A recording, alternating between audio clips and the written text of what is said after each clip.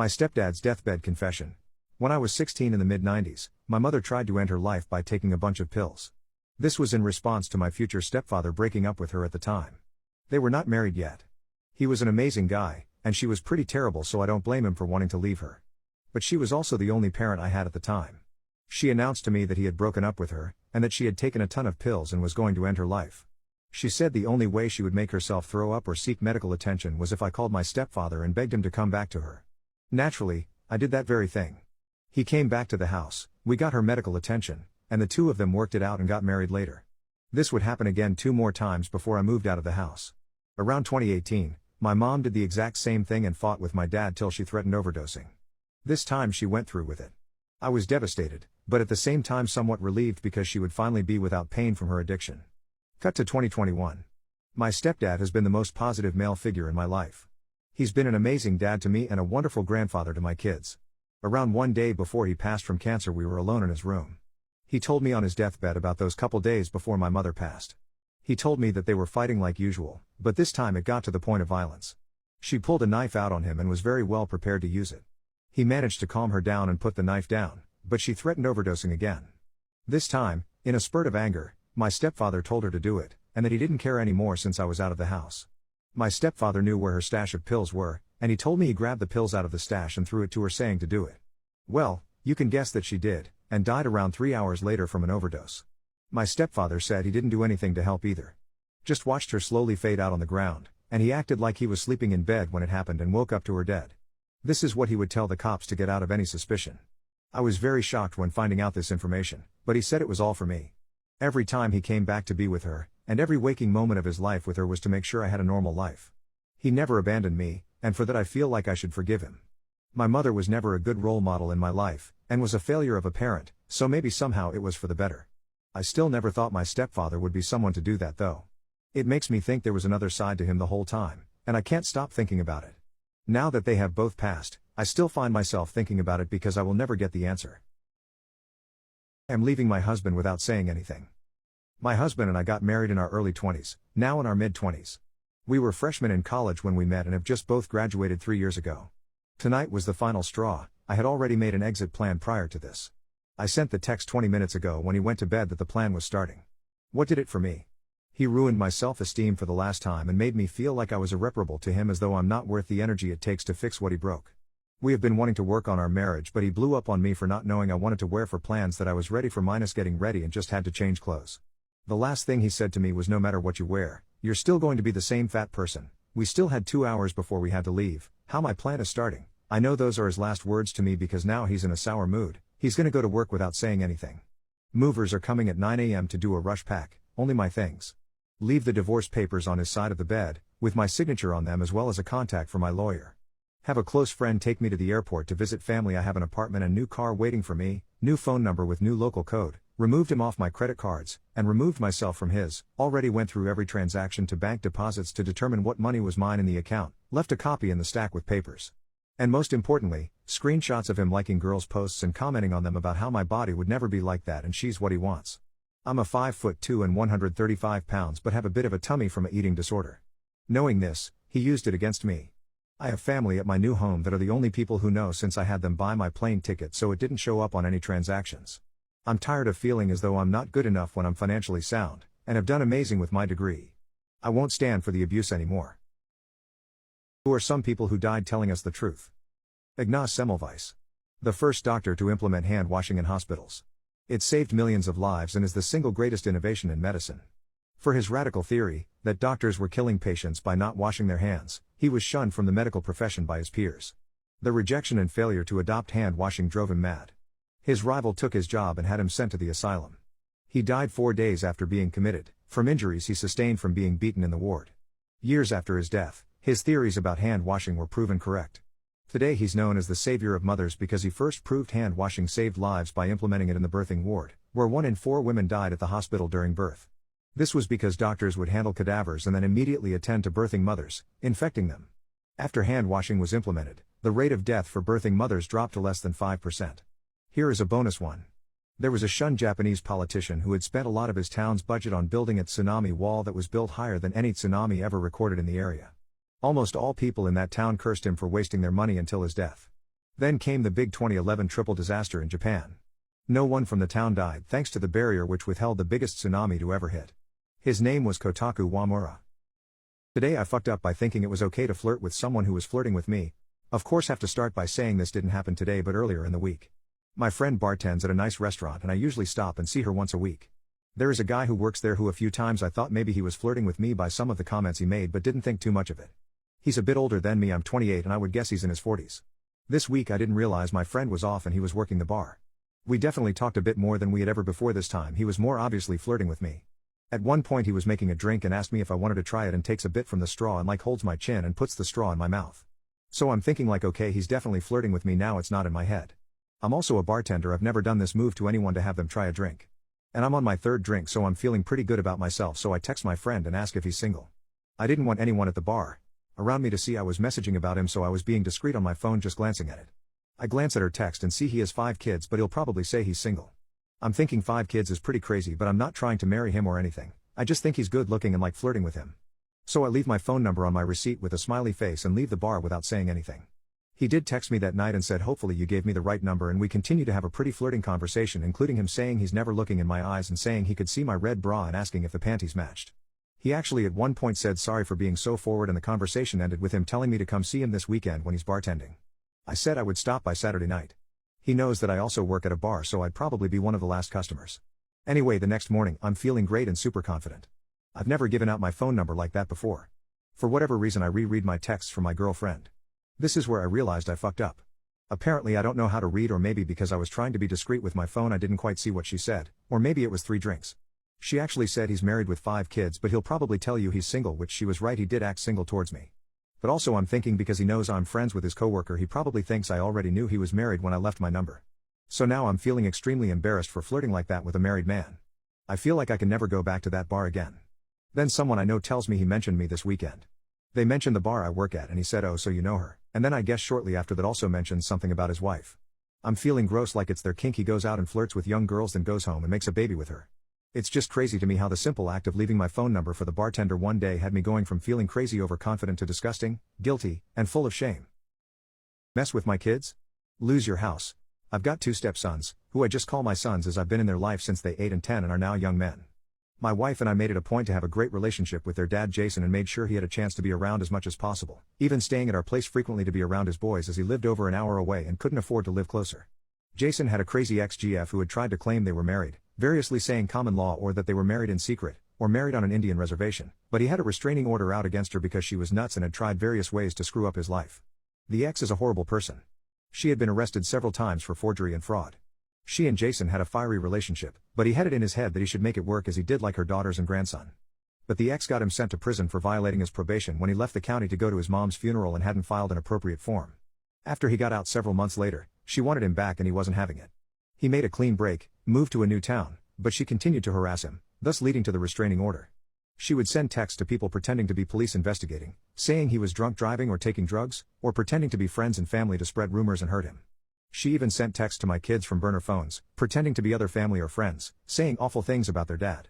Jason died unexpectedly of a heart attack and it was a shock to all of us. He was finally living in peace, had great relationships with friends and his sons, and was the happiest he had ever been. He didn't have much. He lived in a single wide trailer a friend had let him stay in for free, some boxes of tools, old comics, video games, D&D books and modules, mementos from his times in the Marines, and an old 2009 pickup, which, on several occasions, he had promised my oldest son Paul. Jason didn't have a will, and my wife became the executor of the estate because at the time of death, both the sons were minors and sole heirs. We packed up the things out of Jason's trailer and took the truck, which had Jason's name on the title but had to wait for the death certificate to retitle it in Paul's name. But the ex called Jason's sister demanding the truck, saying it was hers and posting on FB she was reporting it as stolen, etc., which really pissed me off. After we got the death certificate, we went to the DMV and found out that she had stolen the title to the truck by forgery, saying she was the only heir and we couldn't transfer the title. My son was driving around with a packet documenting everything in case he was pulled over for driving a stolen vehicle. We had to get a lawyer and start a special process that took several months before a director at the DMV fixed it and we were able to title the truck, with the ex continuing to threaten and cause problems and made everyone miserable and cost us several thousand in legal fees. Early last year, we got through probate court. The ex never showed, in spite of saying that she was the wife and sole heir. The court declared the boys as the sole heirs and my wife as executor of the estate in their names. Instead of showing up, the ex sent an email to the court saying she couldn't make it because of work and that Jason was never around his kids and that they were just leeching off his SSI for the back child support, which was all not true. She went on with a bunch of other non-relevant shit just to trash my wife and sons and pretty much said it didn't matter what the judge said, that she should get everything. During this time we found out that Jason's name was on the deed of the ex's house. In order to get a reduction in property taxes because of Jason's disabled veteran status, she had filed papers to put him on the deed, but not the mortgage. If she had just left my kids alone, we would have let it go, but she had pushed principal beyond the point of denial, so we filed suit for half the house. Property is worth about $380,000. We went to court-ordered mediation, and she rejected a mediated settlement of a fraction of the value, which we would have taken. In April, her lawyer dropped her and so she got a continuance on the first hearing. She then claimed that she had found a will from Jason designating her as sole heir, in addition to another signed paper that she found as a quitclaim deed from Jason for the house. I did wonder if it was this or her not paying him which caused him to drop her. She was going to go back to probate court to reopen probate and needed time for that, which the judge granted. On Tuesday, we finally went to court on the deed to the house. She no-showed.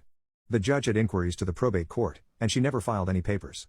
The trial lasted less than 10 minutes as the judge recorded the facts and awarded the estate half the property. They will impanel 3 lawyers to determine how the property will be sold, and she's going to lose her house and for the first time in her miserable life, face the consequences of her actions. Am I the a-hole for calling my stepsister the ugly stepsister because she freaked out over a nickname? My family jokingly refers to me as Princess/the Princess, because I have a reputation for being opinionated and sensitive. This is mostly because of sensory issues, so certain noises or textures grate on me to an extent that I will leave the room or avoid touching things. I'm also just a picky person and I like things how I like them. So my stepdad started referring to me as the princess, like don't open the car window, the princess will get upset. My stepbrothers and mum use it as well. It's a running family joke, well meant, I've never been offended by it in the 15 years it's been a thing. My stepsister, Georgia, hates it. She used to snap whenever anyone said it, but over the years she just started making the odd passive-aggressive comment about it. Everyone ignores it, because Georgia has a habit of thinking everything is about her, and if it's not about her, the reason it's not about her is because we all hate her, which then is still about her. So, our whole family is visiting my parents in the countryside for a couple of weeks. Georgia has brought her boyfriend Jason along.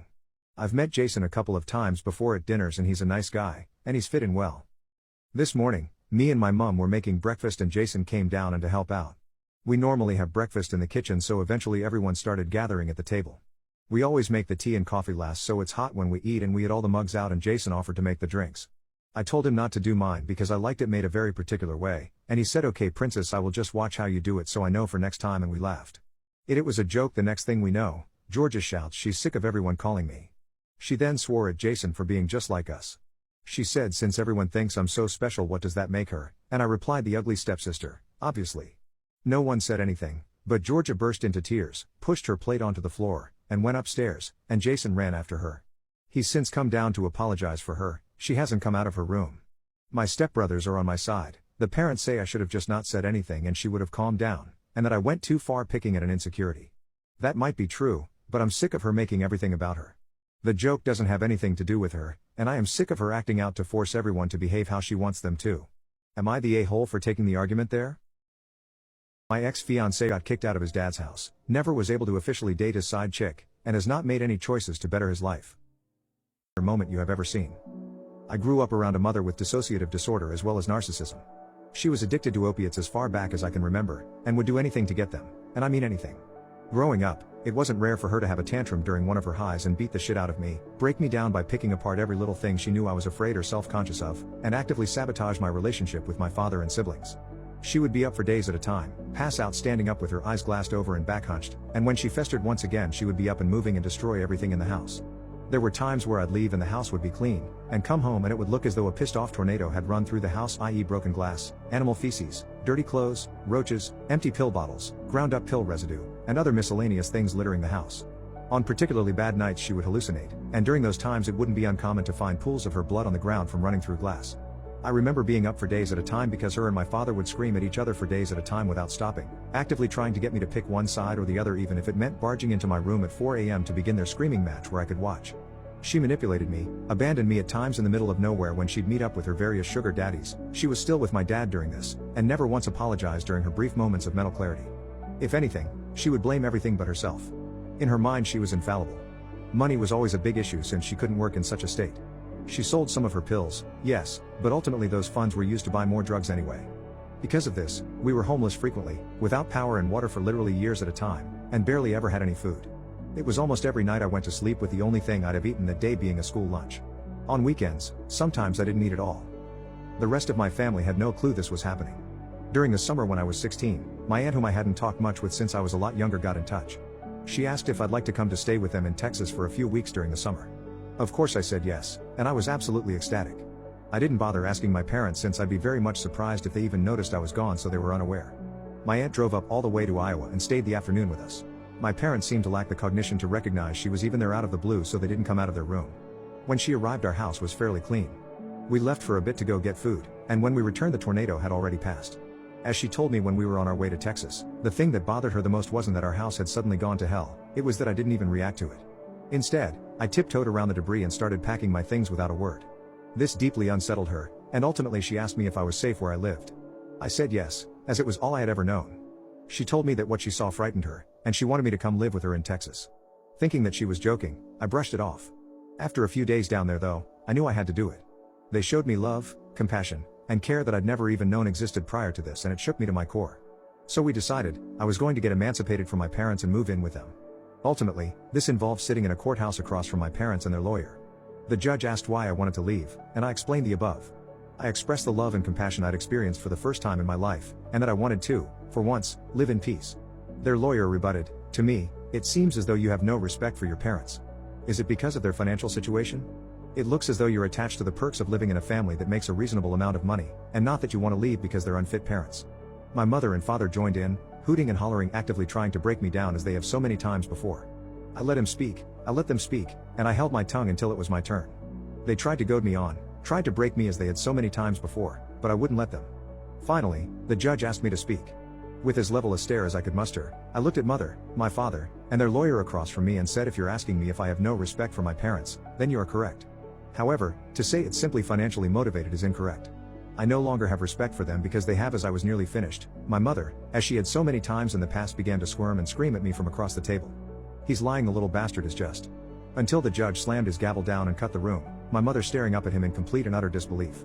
I looked at her, keeping the tears I knew were right behind the corner at bay, and said, "For once in your life, for once in my life, behave as an adult. You can't stop me by simply yelling over me anymore. You have nothing to hold over me now. You can do nothing." As I spoke, the judge motioned to his officer, who moved towards my mother. Her expression still frozen in complete bewilderment as the officer aggressively told her to get up out of her chair and escorted her out of the room. The judge looked to me, my aunt, my father, and his lawyer with one sweeping glance and then spoke. "I am sorry that you have had to deal with this for so long, young man. There's nothing more that you or anyone else needs to say. You deserve to live a normal life as a normal kid, and it's obvious to me now that your parents are unfit to produce that kind of environment. You will go back to Texas with your aunt, and we will regularly have our social workers in touch to check in on how you are doing. Make the most of this second chance. Good luck, young man." Adjourned. Though the bang of his gavel was the only noise that permeated the room, all I could hear was the ringing in my ears. My father and his lawyer were escorted out of the room, and the tears I had held back all this time came gushing out like a tidal wave. It's been 7 years since that day, and I am happy to say that I've managed to grow up and become a well-adjusted adult. I have a great career, great friends, and an amazing girlfriend. I've been in therapy ever since we got back to Texas, and I no longer have trouble sleeping or terrible bouts of anxiety and depression as I used to. Life is good. What is the scariest thing you have seen while camping in the forest?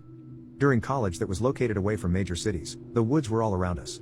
That being said, there was a highly rated trail, the Loyalsock Trail, which was about an hour drive from the university. I invited a friend to come with me as he had never been on an extended backpacking trip. A 50-plus mile trail that we intended to backpack over the 4-day weekend. I am an Eagle Scout who has spent countless hours in the woods and went on backpacking trips consistently throughout my college experience. As many have said before me, you get used to the minor spooky things happening: coyote howls, raccoons in the middle of the night, even the occasional unknown noise. The scariest thing to find in the woods, however, are people. We were about 20 miles into the trail, and, being Pennsylvania where the underbrush and trees line the trails pretty densely, I always walk about 100 meters off of the trail to reduce the chances of me disturbing people or people disturbing me, especially in the early morning when I choose to sleep in. Following that same strategy, my friend and I go out of our way to be in this amazing spot a good ways off of the trail where it would even be difficult to see our flashlights from the trail. This spot was on a peninsula where a creek met a river, meaning there was only one way into our camp and only one way out. We start a fire, cook our food, and drink some, but not enough to get either of us drunk. We put the fire out about midnight and head into our individual tents. All is quiet. It is the fall semester, so leaves are on the ground, the moon is brightly shining through the bare trees, and the air is cool. The only noise is the occasional time when I would hear my friend turn over in his sleep. Then, I hear the voices. The voices sounded very close for being on the trail 100 plus meters away. I check my watch, 3 a.m. Who hikes at 3 a.m.? We are 20 miles in. I slowly get out of my sleeping bag, slowly unzip my tent, only to see my friend peeking out of his tent in the exact same fashion. He quickly moves his finger over his mouth in an exaggerated hush signal, then used the same hand to frantically motion towards the way of the trail. Then we see them. 4 adults, 3 men and 1 woman, walking directly towards our camp. No lights illuminating their path, they are walking silently at this point. Only one of them has a backpack, an impossibility for the long hike. They were 1/3 of the way through. Being a long trip, you bring wood cutting supplies to chop branches into smaller branches to burn. For me, this was a survival knife. Grabbing the knife, believing it is my only way of defending myself, I am more disheveled than I ever have been, especially knowing that a knife is barely defense at all. These people walk into our site, sit down by our extinguished fire pit, and just sit there for what felt like an eternity. My friend speaks up and asks what they are doing in our campsite. Without answering the question, they ask if we have any food. Having packed as lightly as possible for the long trip, we had only a few extra Mountain House, MRE style meals. I grab one out of my bag and toss it to one of the men. In rapid succession, I ask why they aren't using a light, if they need help finding the trail, and why they are hiking so late. They respond with the following: "We don't use lights, we know where the trail is, it is better to hike late at night." Unnerved at this point, my friend asks them to leave. They respond by asking if we want to light the fire and hang out for a bit. No, we do not. They grab their bag, get up, and leave without speaking another word. We watch them leave and take shifts making sure that they didn't come back. Needless to say, we both got very little sleep that night. When the sun rose the next morning, we finally got real sleep. By the afternoon, when we woke up, it all felt like a weird dream of sorts. The only evidence was a fuzzy cap that they must have dropped that I have to this day. About 2 weeks later, I learned that 3 people had been murdered at around the same time and same area that we were in. To this day, I wonder if those people were the culprits of it. Just the thought that me and my friend might have escaped death by maybe giving them some food? If it was them, I wonder why they skipped over us? How did they find us? There are just too many questions I have because the situation just didn't make sense at all, and it sometimes keeps me up at night to this day. I have never had something as weird as that happen in the woods and hope to never have it happen again. In the 8 years since that trip, I have never been back to Loyalsock Trail. When did you realize you had a guardian angel? Many years ago, before there were cell phones, we had these things called pagers strapped to our hips. Someone would page you with their phone number and you would call them back when you got to a phone. As an on-call technician working in the audio-visual field, my pager would go off all the freaking time. Like most people who used pagers, our clients knew that if you followed up your number with a 911, that would indicate to the technician to stop what they were doing and call right away. Although I was always busy, I rarely if ever got 911s. One afternoon traveling from Orlando to St. Petersburg via Interstate 4, my pager goes off with a number I don't recognize, followed by the 911. I find the first exit, and pull into a little truck stop looking place outside of Plant City, to use the payphone. This takes maybe 3 minutes tops. I walk in, ask for some change and head to the wall where there are 4 payphones to choose from. I pop my quarter in and dial the number displayed on my trusty pager. It rings and rings and rings and rings. I'm thinking to myself, what the fuck? Who would page me with a 911 and not answer their phone? It's just about then that I notice another ringing sound in addition to the one in my ear. I pull the handset from my ear and 2 phones over on the wall. Another payphone is ringing, but with an incoming call. I hang up my handset and the ringing stops on the other phone. I walk a few paces over, pick up the handset and look at the phone number printed above the buttons. I look at the number on my pager. I look at the number on the phone. I look at the number on my pager again. I look at the phone again. Except for the 911, they are identical. I lose my breath for a second and then I make my way over to the girl at the counter and ask if she saw anyone use the payphone. She said I was the only person in the store in the last hour. The whole episode probably took 15 minutes, but man, I was freaked out. The hair on the back of my neck was standing straight up and I just wanted out of there. I get about 10 miles down the highway and come upon a scene that looked like a bomb went off. A 4-car pileup involving a tractor trailer hauling a load of steel that had come loose, state troopers and paramedics just arriving. I pulled over to the side and helped the best I could, but it was all pretty much over once it began. I have no idea why I got that page or from whom or what, but I'm convinced that if I hadn't, I would not be alive to write this today. I recently found out that my older sister is actually my biological mother. My older sister, let's call her Rose, and I have a great relationship since I was a baby. We were raised with an amazing adoptive family and she has always taken care of me. I grew up in a very warm and loving environment, but from what I was told, I was lucky. I was told the story of how me and my sister had 2 drug addict parents who never took care of us. They never bothered feeding us and used to left us at a junkie friend's house for days to go out partying. When my mom was pregnant with me, she smoked and got drunk pretty often, and when I was born, my sister was the only one who took care of me. When I was 2 months old, they left us both in a mall and left. We got help from an old couple, who also turned into our adoptive family, and we contacted the police, but my parents weren't at the house, which looked like a homeless cave. We never saw them again, and after several months in foster care, the couple that helped us, throughout the whole way, agreed to adopt us. Today I'm 19 and Rose is 34, I still live with my adoptive family and she lives about 20 minutes away, so I come and visit her at least 3 to 4 times a week. So a couple of months ago my friend offered me to take a DNA test to find some information about my heritage, since my sister wouldn't speak of them much. After the results came and I found out some pretty interesting things. I found out later that I had an aunt that was 33 in the system. I immediately reached out to her, let's call her Janet, and we agreed to meet in person. All that without telling Rose a thing. When we met up I could see we have some similar characteristics like same hair color and same eyes. We tried to figure things out, so I asked her if she has a brother or sister, and she told me that when she was 13 her 14-year-old sister got pregnant while being drunk with her junkie boyfriend, and a month after giving birth she ran away with the baby after some pretty intensive fights with her parents. They never found her and stopped looking after 1.5 years.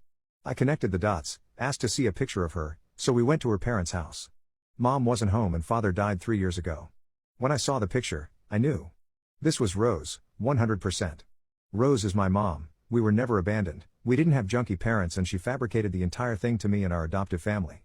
I immediately gave Janet a hug and told her that it's too much for me right now and asked her to keep it a secret for now. I went to my best friend's house, told him everything, and for a week now I'm sleeping over at his place.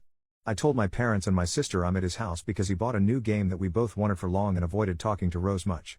I can't look her in the eyes right now, let alone tell her I know the truth. What the hell am I supposed to do? How should I handle this? Should I tell her I know? Am I the a-hole for suing my parents for my college money?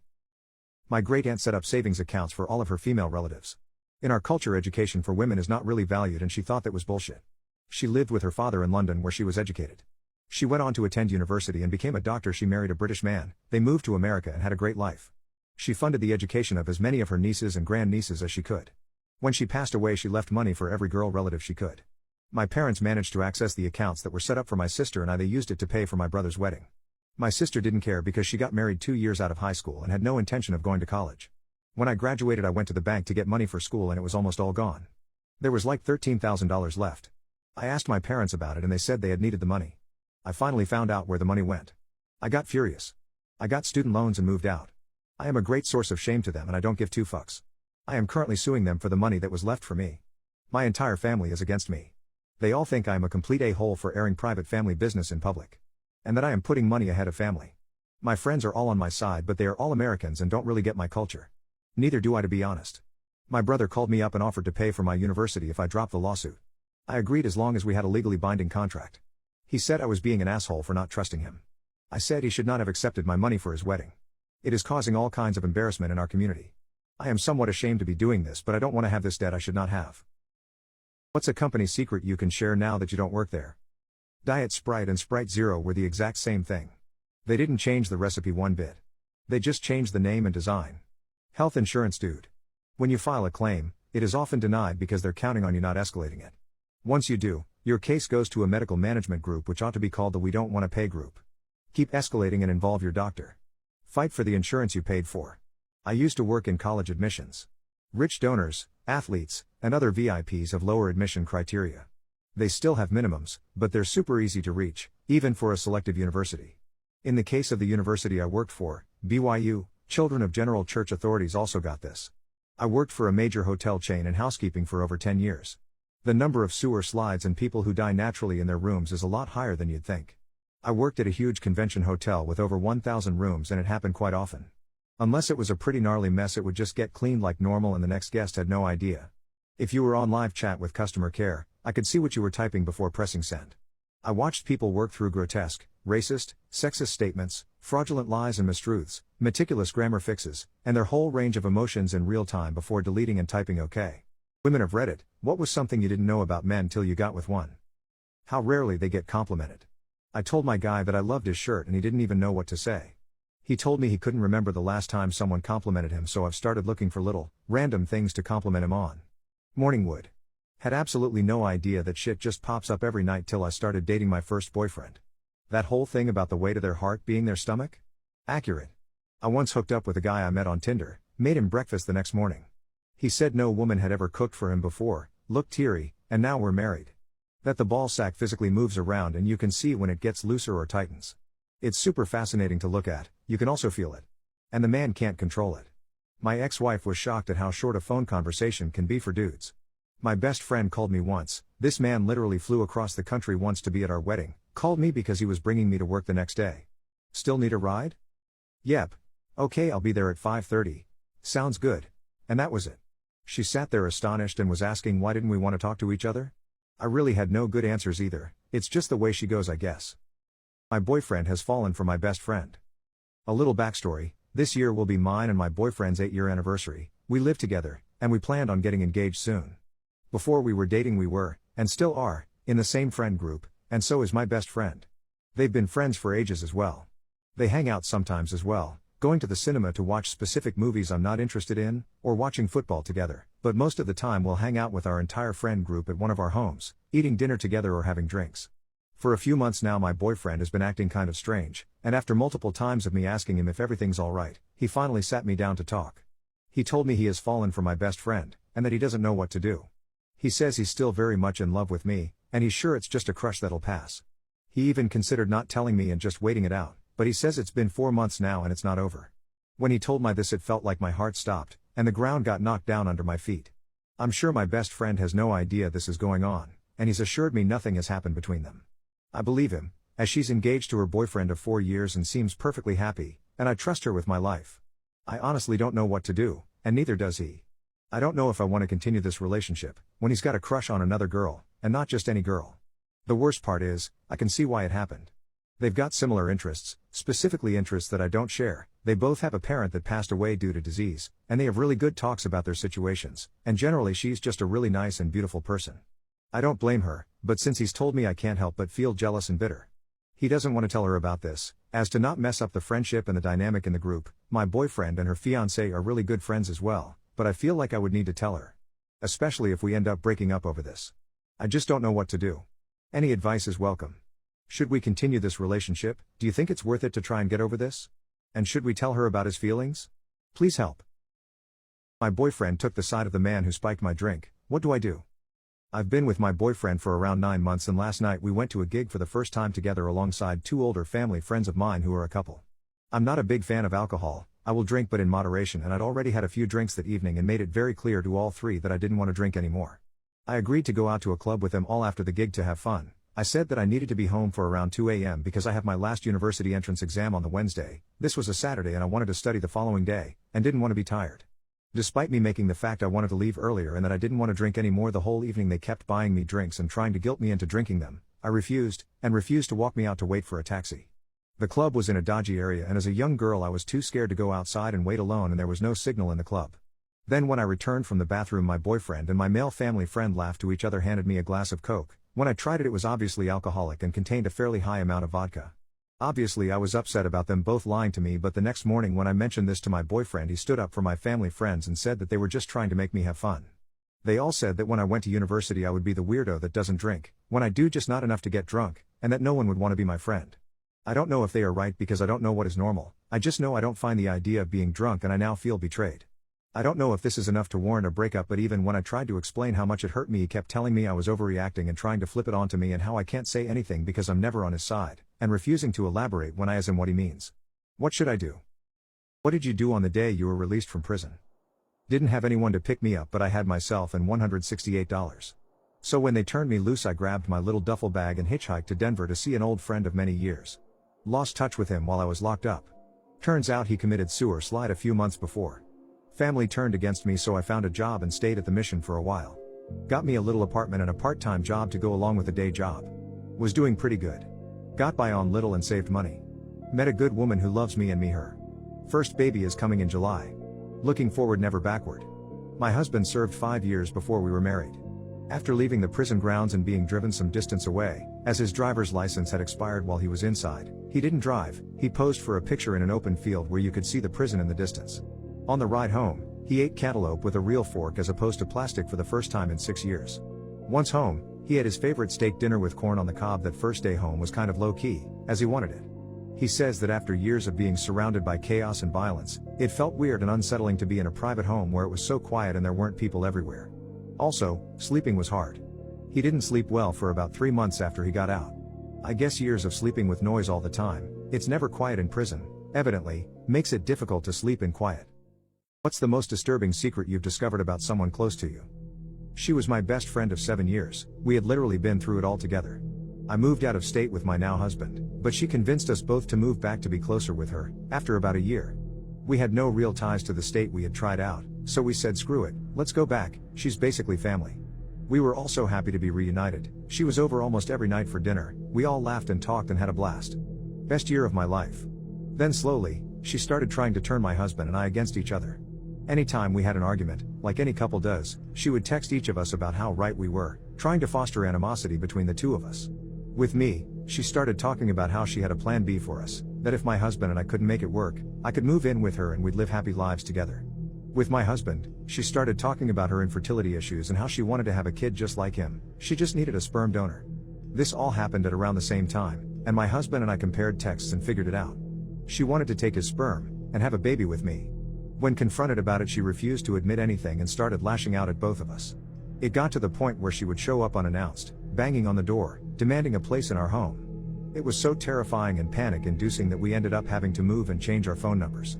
I guess it's so disturbing because I had never had a friend like her, only to find out that she cared about me, but in such an unhealthy and scary way. But yeah, that's my story. Husband and I are great now, by the way. What screams this person peaked in high school to you? I had a conversation in a bar with a drinking buddy years ago. The guy kept going on about the one that got away. How perfect she was and their chemistry together, how natural it was, how he hasn't felt that way about any girl since, yada yada. He was feeling pretty sorry for himself and uninterested in meeting anyone else because they could never compare. When I asked how long ago it was that she moved away, he said 8th grade. I graduated in 2005. I was sitting at a tire shop waiting for my truck to get done and an employee slightly older than me walks up to me and asks me, with no previous interaction, if I played football in high school. Wondering where this was going, I responded that I did, but I wasn't great at it. He asked what school I went to, and I told him. Then he starts talking about himself. How he was all conference and walking me through all of his high school accolades. I never asked for this conversation. I just sat there wondering why this nearly 40-year-old, wildly out of shape, tire shop supervisor was telling me all of this. Then just as soon as it started he bid me good day and walked off. It was bizarre. The best comparison I could make was that he was like the manager Dan from the movie Waiting.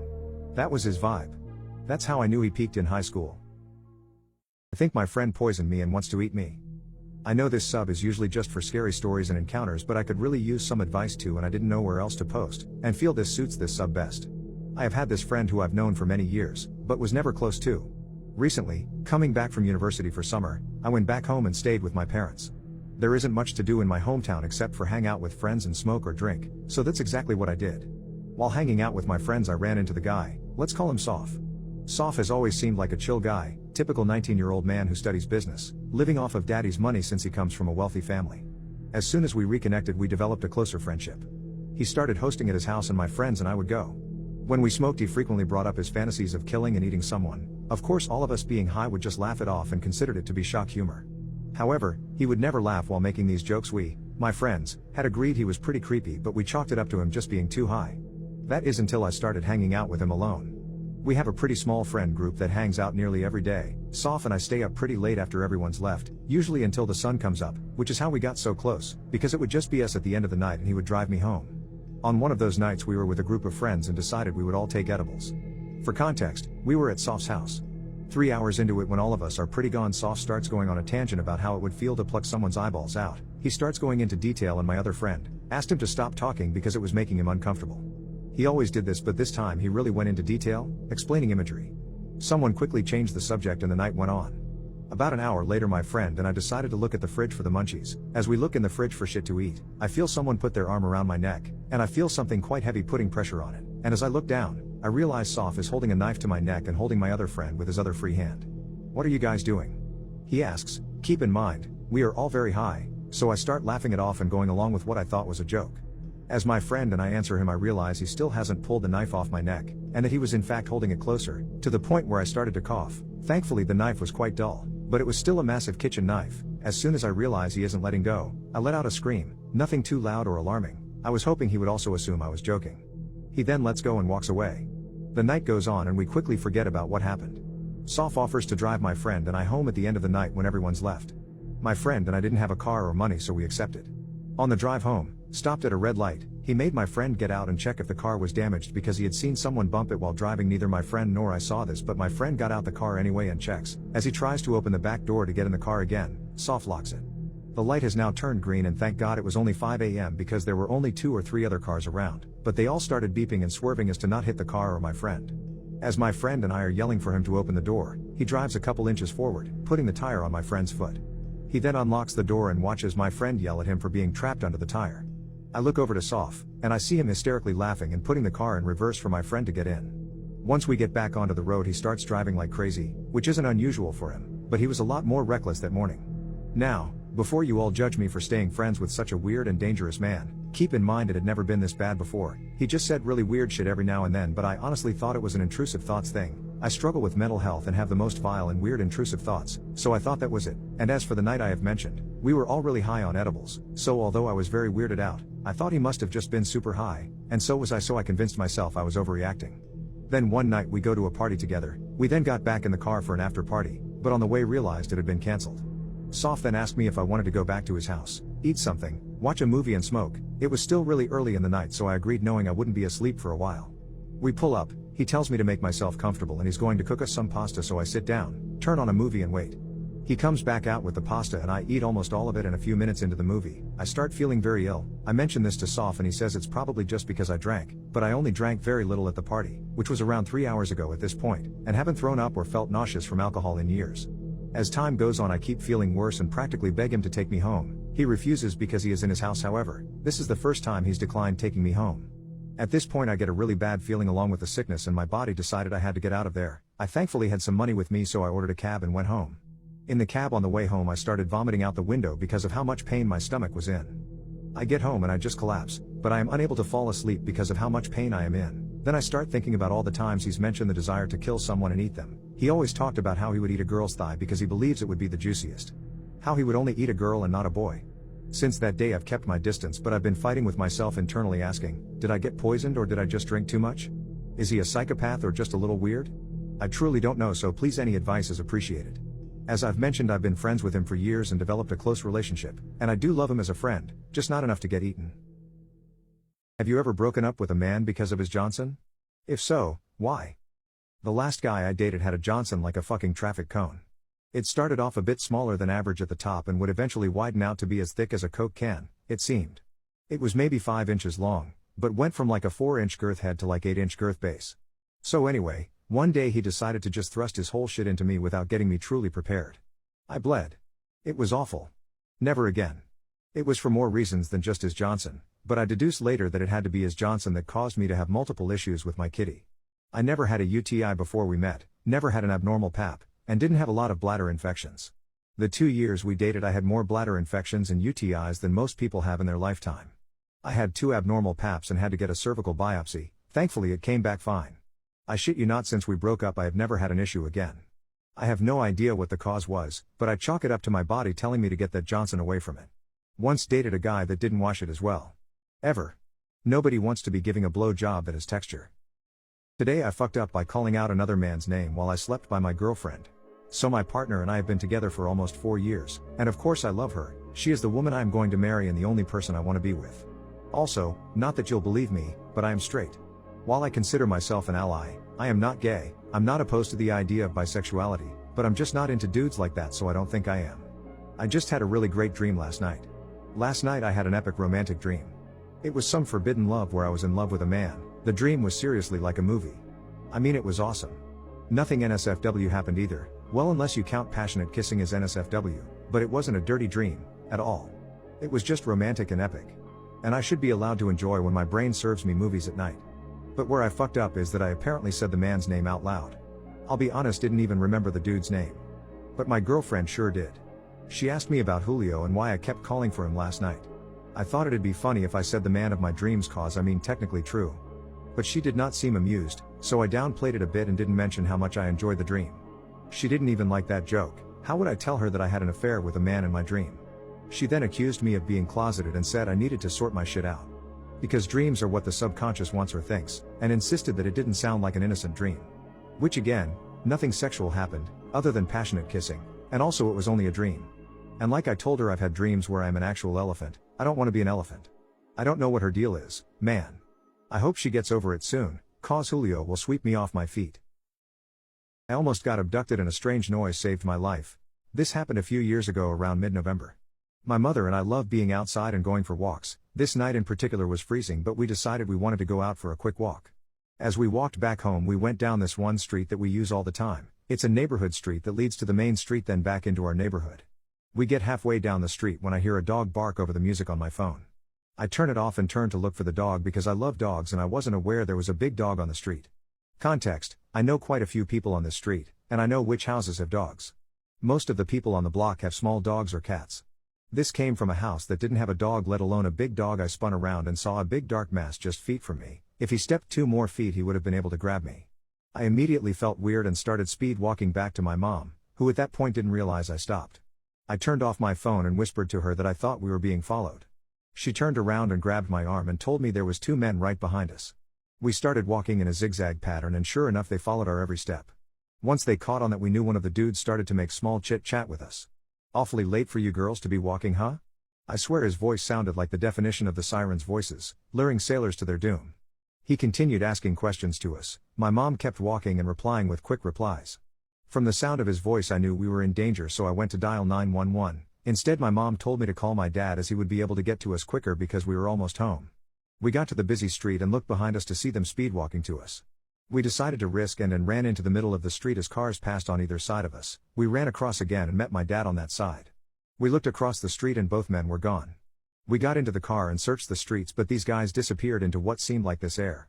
I asked my mom if we would have been kidnapped if I hadn't heard the dog. She asked me what dog. I asked her how she didn't hear this massive dog bark, especially with how good her hearing is. I still have no clue what it was I heard, but I do know it most likely saved my life. Men of Reddit, what's the creepiest thing a woman has ever said to you? I just wanted to see if you'd stay now. The reason this was fucking crazy is because preceding that I got a text from her saying she maybe missed a period. I said something like, "Oh okay, so what if you're pregnant?" She volunteered an abortion. Cool, good shit. I don't have to worry about raising a kid at 16. Keep in mind we weren't even sure yet that she was pregnant. So then suddenly she texts me saying maybe she changed her mind and she would want to keep it if she were pregnant. So I reasonably asked what changed. She says she just might want to keep the kid if she's pregnant and I keep sort of driving after it. Okay, but what's different between now and an hour or 2 ago when you brought up an abortion?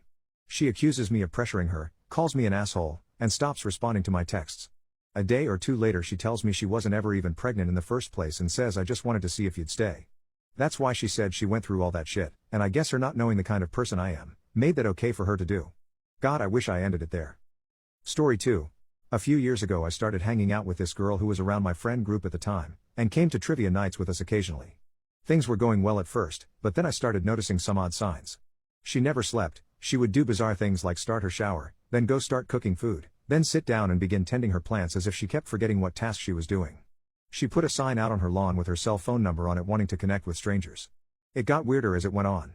I mentioned to her once that I liked thunderstorms and she became convinced that I could cause thunderstorms. At first I thought she was joking, but it started to weird me out. Then one night when I was sleeping over I noticed that she was just sitting in bed watching me. She put her hand on my heart and whispered that she could hear the beautiful fishes in my blood. That very morning, her father burst into her apartment yelling about her appointment with the psychiatrist that she kept avoiding. She told me that her parents and the doctors were trying to convince her that she had bipolar disorder, and wanted to shut her brain off. Long story short, her friends and family convinced her to go. She bravely took on her mental illness and got help before the manic episode got out of control, and now we are very close friends to this day. What are some NSFW secrets about the military? If you join the military you will be affected by sewer slide. We had 3 during training, 1 on the boat, 1 I had to tackle one of my officers because he was slashing his wrists. Then you get out and it keeps happening. I've lost 8 shipmates in the last 7 years after I got out. It's nuts. Our Air Force's most critical asset, nuclear weapons, are primarily guarded by a bunch of really bored teenagers. Sometimes the guy that administers the drug test is the same one that you get the drugs from. Been in for a long while now. The most accurate descriptor I've heard is the gayest bunch of straight dudes you'll ever meet. Swingers exist on every single base in the world. In Sigonella they would use different boxes of detergent in the windows to show what they were into and what age range they were looking for. Patrolling the housing area became much more interesting when you see who lives in the houses and what they're into. I was selected 6 times in a row to be a urinalysis checker. Have seen over 2,000 Johnsons involuntarily. When I checked into Fort Bragg in 2011, I was told in the in-processing brief was welcome to Fort Bragg. We have the most male-on-male ropes and SA in the nation. That was the very first thing they told me. I've been continuously stalked for the last 15 years. So I'm a 28-year-old woman and this happened to me when I was 13. I'm an adult now and still kind of traumatized. For a little context, at 13 I transferred schools because of lack of money. This school I went to was a cheaper private school because where I lived the public one sucked. I didn't have any friends for at least the first couple of months. I started noticing this boy, Victor. He was always staring at me during classes, in the hallways by the window, and at lunch. It was an everyday thing, but I didn't care because as a kid I only thought of stupid stuff like dolls or whatever. Oh, and one more thing, I was flat as a table back then, so totally looked like a small child. The girls in my class started saying that Victor had a crush on me, which creeped the hell out of me because he was 18. I was creeped out but still didn't care, as long as he didn't approach me or anything. But things escalated quickly. Victor would follow me home every day. Thank God I moved since then and he doesn't know where I live anymore. The most annoying thing, however, was that he constantly asked his friends to try to talk to me and try to convince me to go out with him and make out with him after school. These talks would usually take about 30 minutes of them trying so hard to convince me to agree with this, while Victor was behind them watching the conversation like a freak. Obviously I rejected him all the time, but being the nice guy that he said he was, he spread rumors about us making out anyway. Nobody believed anyway because he was such a weird guy and the whole school knew it. The final straw was when our school had a trip to a book fair. I was super excited. At this point I had made a couple of friends. On our way to this fair, I was on the bus with my friend and Victor was on 3 seats behind us and I could feel his eyes on me the whole way. Out of nowhere he came and asked for my friend's cell phone and she gave it to him. So stupid of her. He returned her cell phone not even 2 minutes after. She checked the cell phone and showed me he had taken a bunch of photos of me. I guess this was his way of saying that he had already done this at some point. She got so pissed and went to go talk to him. When she returned she said the creepiest thing I've heard in my life. She said this with a very scared face. He said to me that when you least expect it he will push you into a bathroom and rope you. Today. The only thing that went through my mind was, what should I do now? I looked at him and he gave me a creepy smile. After this I spent the whole day looking behind my back, not leaving the side of my teacher. She didn't even understand why I didn't want to walk around at the fair. I was in alert mode all the time and thank God nothing happened. When I came home I cried in my room like a baby. This was at the end of the year and thankfully I switched schools again. I told this to my mom last year, and she was like, yeah, it happens. It happened to me too when I was your age. So shocked about how this is such a common thing. I'm now 28 and I still see Victor on the streets. He has followed me around a few times. I always walk in circles until I lose him, but sometimes he waits for me outside the stores or restaurants. I think about what would have happened to me in the book fair if I didn't have my teacher next to me the whole time. And I wondered if one day he'll do something or just keep this creepy behavior. Today I fucked up by having sex, twisting a testicle and ending up with cancer. This all started 2 weeks ago. After some nighttime activity with my wife, I was getting up out of the bed to go clean myself up. Upon getting out of bed I got this strong pain in my testicles. I reached down and felt that my right testicle had twisted. The most alien thing you can ever feel is a testicle sideways down there. This wasn't the first time it had happened. Over the course of the last decade I've done this probably twice. So leaving this twisted would mean cut off blood flow to my testicle, and ending up in hospital.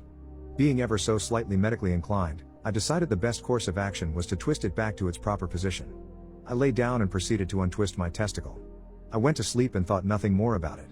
Over the coming days I still had a lingering pain down there. I booked an appointment for my doctor to go get checked out. The appointment comes, the doctor has a good feel and says that everything is in the right place. But since I was still having pain, they suggested an ultrasound and a referral to a urologist. I had suggested getting that testicle stitched into place to stop this happening again, and they agreed this was a good idea. Ultrasound comes and goes, tech doesn't report on anything, but that evening the doctor calls and says based upon what they've seen they're glad I'm seeing a urologist. This should have alarmed me more at the time, but alas it didn't. I'd gotten a urology appointment 2 days later. Somehow I'd managed to get an appointment at short notice. The weekend passes, and I go to the urologist. They look at the ultrasound results, and believe what they're seeing is the result of the twisted testicle. They also agree that getting it stitched in place is the right course of action. They decide getting scheduled with a surgeon is next and get their staff to get me on the books. At this point in time I'm thinking to myself that I'd done some damage, but with a few stitches my testicle wouldn't twist again. Some minor discomfort to save me having that feeling again was worth it. They find me a slot with the surgeon by luck the following morning. I turn up to the hospital again. The surgeon comes in and proceeds to greet me and have a good feel of my balls. He says it's an odd way to meet someone, but this is his life. When he brings up the ultrasound he says there's something else in there. It wasn't damage, it was a tumor. The surgeon's first step was to get me in for a CT scan, which after what seemed like an hour waiting, they had scheduled for the next morning. I go for some blood work, go home and head to the hospital the next morning for my CT. That goes off without a hitch. I get a call from the surgeon in the afternoon confirming his suspicions. The blood work shows testicular cancer, but the CT doesn't show any spread outside of the testicle. Surgery was then scheduled for 2 days later. Surgery has since come and gone. I'm here icing what used to be my right testicle. In a couple of weeks I'll have repeat bloods to see if I still have cancer indicators. Fingers crossed I don't.